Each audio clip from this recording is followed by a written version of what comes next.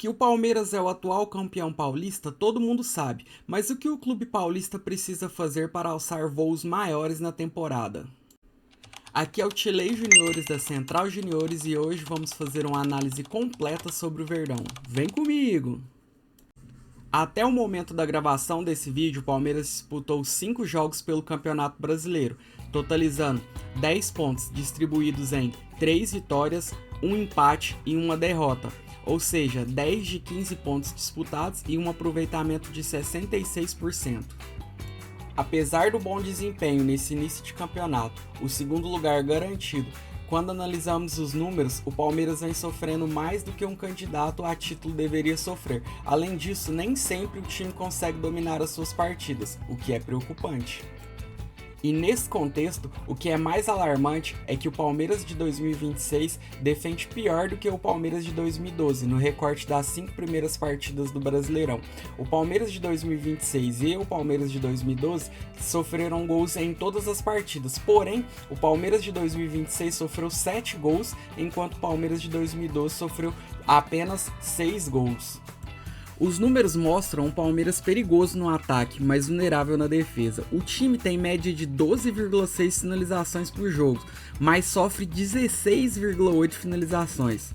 Isso significa que o adversário está chutando mais do que o próprio Palmeiras. E tem um detalhe importante, somente na goleada contra o Vitória, o Palmeiras finalizou mais do que o seu adversário. E quando a gente olha para as grandes chances, o alerta continua. Foram 9 grandes chances criadas pelo Palmeiras e 9 criadas pelos adversários, ou seja, o Verdão agride, mas também está permitindo demais, e um time que quer ser campeão não pode transformar todo jogo em troca de golpes.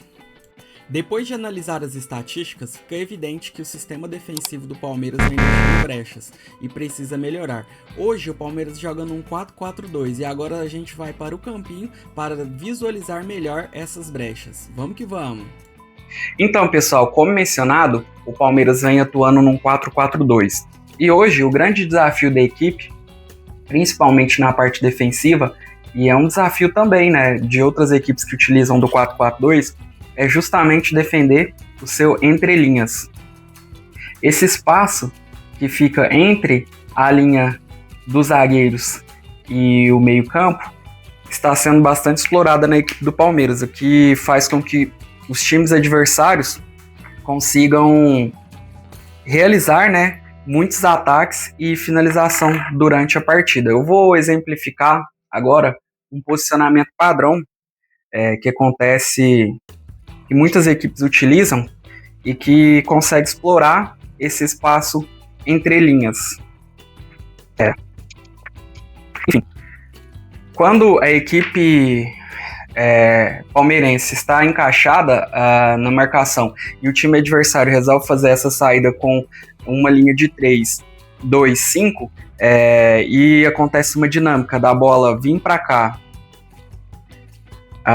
o time palmeirense fecha, os meios campistas chamam atenção, os alas conseguem chamar atenção e os seus homens de ataque conseguem provocar um espaço nas linhas.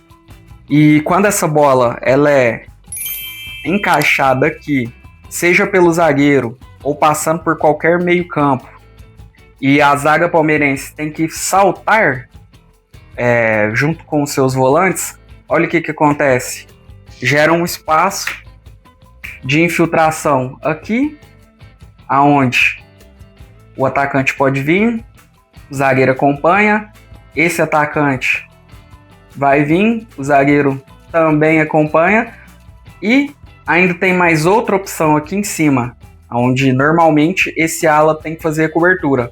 Porém, o que vem acontecendo é que quando esse ala salta para cá, ainda abre espaço para essa infiltração nas costas desse volante.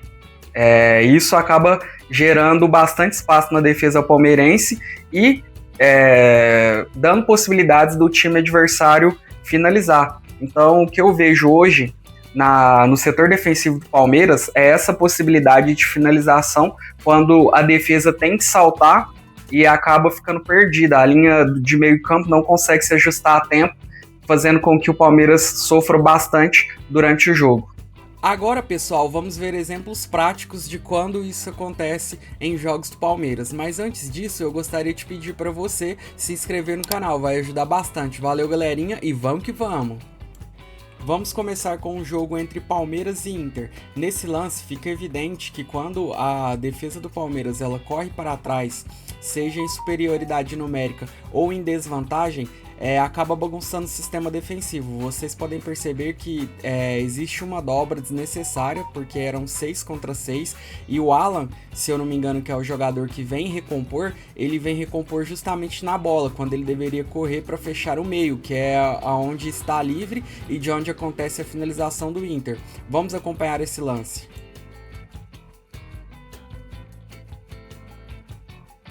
No jogo entre Palmeiras e Vasco, o jogador vascaíno tem bastante tranquilidade para carregar a bola. Enquanto isso, o atacante se desloca, fazendo com que o Gustavo Gomes tenha que saltar da linha defensiva, o que gera um espaço nas costas da defesa do Palmeiras, que é bem aproveitado após excelente tabela entre os jogadores do Vasco, o que acaba resultando no gol vascaíno. Novamente no jogo entre Palmeiras e Vasco, mais uma bola entre linhas, e dessa vez podemos perceber o impasse entre o Gustavo Gomes sair da linha defensiva e o Marlon Freitas diminuir o espaço. Essa perca de tempo dá espaço para o jogador do Vasco que finaliza com perigo.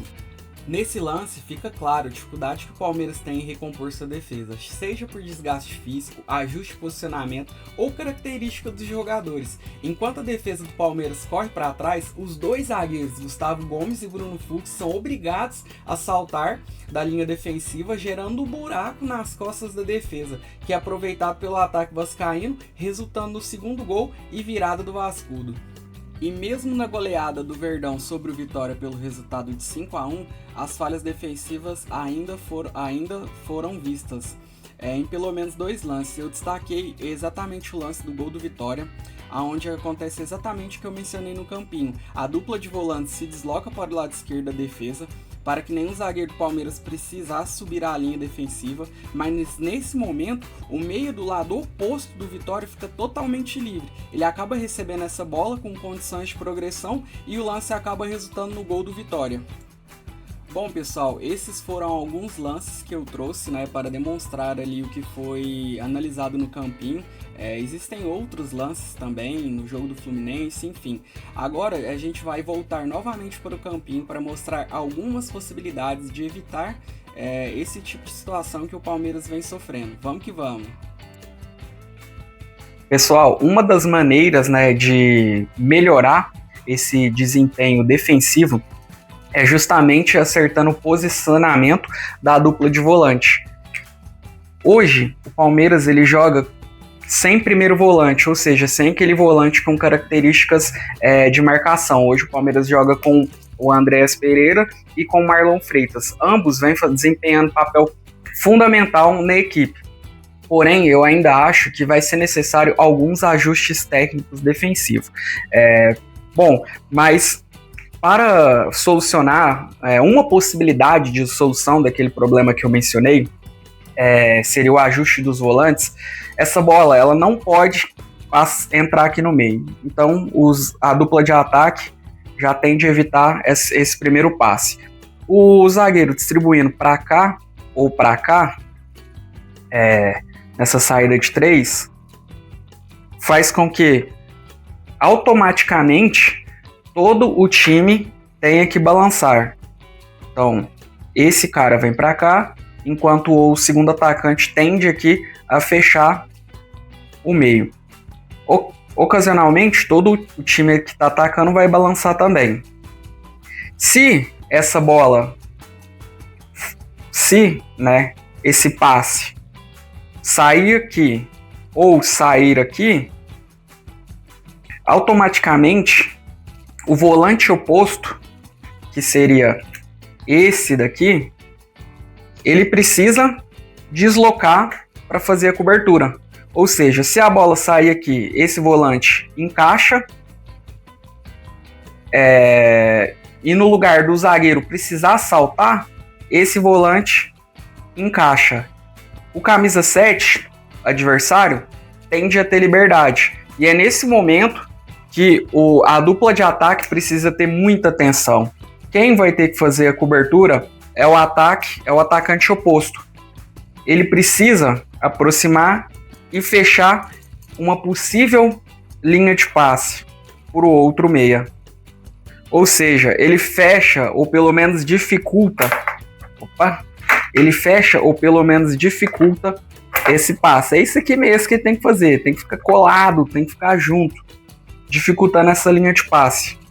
Nesse momento, o outro atacante ele pode pressionar, o ala pode pressionar e o lateral divide a atenção dele, dobrando a marcação com o volante. E se essa bola porventura chegar aqui, ele salta com a cobertura do volante, que é muito importante.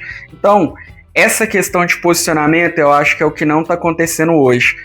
O volante oposto ele não está conseguindo cobrir o seu companheiro, seja o Andréas ou seja o Marlon Freitas. O Maurício ele tem sido muito importante nesse esquema, porque ele de fato consegue pressionar o adversário e fazer essa cobertura no meio muito bem. Por isso que eu acho que até ele se machucar, ele não tinha saído do time titular. O lado oposto, ele fecha e prepara para o contra-ataque, em caso de recuperação de bola. Enquanto isso, a dupla de atacante ela tem que ser muito dinâmica, ela tem que correr o tempo todo. E é isso que o Abel cobra, tanto do Vitor Roque e tanto do Flaco Lopes. Uma solução, que também é uma opção para esse cenário que eu mencionei, é um dos volantes baixar, ou seja, atacar no 4-4-2 e defender no 4-1-4-1. Então, um dos volantes baixa, um dos alas vem e um dos atacantes defende. Inclusive, o Palmeiras já vem fazendo isso, com o Vitor Roque defendendo e o Maurício baixando para cá. Lembra que quando eu mencionei que o Maurício estava sendo bem importante nesse papel? Porque ele ajuda muito no setor defensivo. E esse formato acontece principalmente quando o Palmeiras está ganhando e não precisa pressionar, porque se o Flaco ficar isolado aqui e o Palmeiras estiver perdendo e precisar recuperar a posse de bola, ele vai ficar vendido entre os três nessa saída padrão.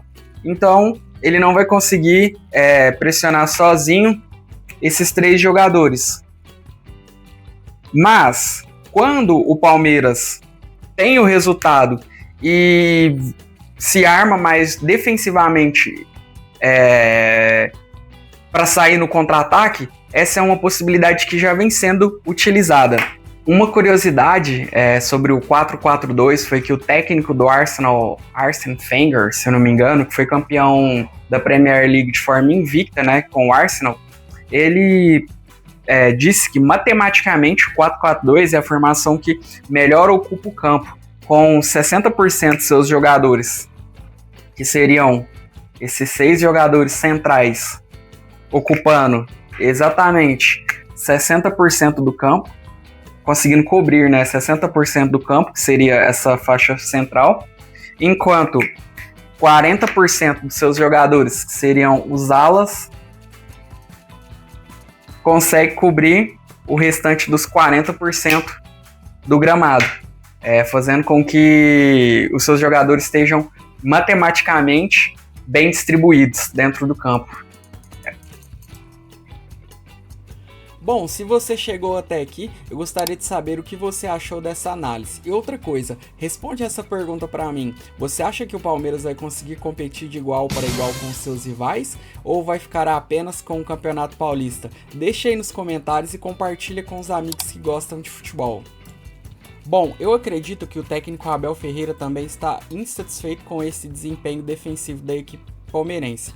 E acredito que está treinando bastante a equipe para ajustar esse tipo de posicionamento, melhorar as características do jogador. Tanto o Marlon Freitas quanto o Andréas Pereira, eles acabam tendo que se sacrificar para fazer essa função de volante mais defensivo. Eu não sei se o Palmeiras vai mudar a forma de jogar, às vezes partir para um 4-2-3-1, né, um 4-5-1, ou se vai jogar com o primeiro volante. Enfim, eu estou ansioso para ver como o Abel vai fazer para corrigir esses problemas e vou continuar acompanhando e qualquer coisa trago mais vídeos para vocês. Obrigado, pessoal, valeu, tamo junto!